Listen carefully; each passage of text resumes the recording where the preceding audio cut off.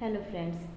सो आज हम पढ़ेंगे कि इलास्टिसिटी के बेस पर बॉडीज़ के कितने टाइप्स होते हैं, मतलब प्रत्यास्थता के आधार पर पिंडों के कितने प्रकार होते हैं। ठीक, इससे पहले वाले वीडियो में हमने इसके पिछले वाले टॉपिक्स को कवर किया है। हमने उसमें distributing forces, elasticity, examples of elasticity, इन सब के बारे में डिटेल एक्सप्लेनेशन किया हुआ है।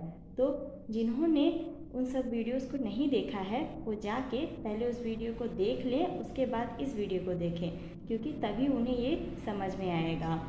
उसमें आपको इलास्टिसिटी के डेफिनेशन और एग्जाम्पल्स हैं, वो देखेंगे तभी ये आगे का समझ में आएगा। तो अब हम पढ़ेंगे कि प्रत्यास्थता के आधार पर पिंडों के कितने प्रकार होते हैं। तो प्रत्यास्थता के आधार पर पिंड के निम्न 3 प्रकार होते हैं। पहला है पूर्ण प्रत्यास्थ, दूसरा है पूर्ण सुगढ़, तीसरा है दृढ़ पिंड। पूर्ण प्रत्यास्थ को बोलते हैं परफेक्ट इलास्टिक और पूर्ण सुगढ़ को परफेक्ट प्लास्टिक, दृढ़ पिंड रिजिड बॉडी। अब आते हैं कि पूर्ण प्रत्यास्थ यानी कि परफेक्ट इलास्टिक क्या होता है, उसकी डेफिनेशन क्या है। सो देखते हैं।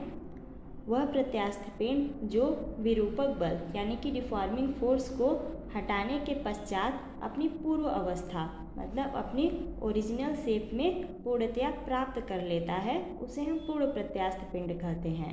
जैसे कि क्वार्ट्ज जो होता है वो जब उस पर डिफॉर्मिंग फोर्स लगाया जाता है तो अपने शेप और स्ट्रक्चर में चेंज हो जाता है, बट जैसे ही डिफॉर्मिंग फोर्स को रिमूव किया जाता है वह अपने ओरिजिनल शेप में वापस चला जाता है और पूरी तरह से चला जाता है।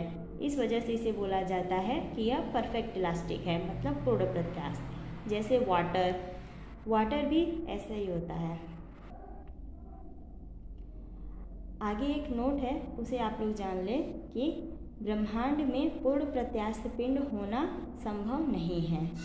ये सही बात है, क्योंकि कोई भी वस्तु को अगर डिफॉर्मिंग फोर्स लगाया जाता है तो जब वो अपने ओरिजिनल शेप में जाती है तो पूरी तरह नहीं जाती है, कुछ पॉइंट कुछ उसमें रह जाता है,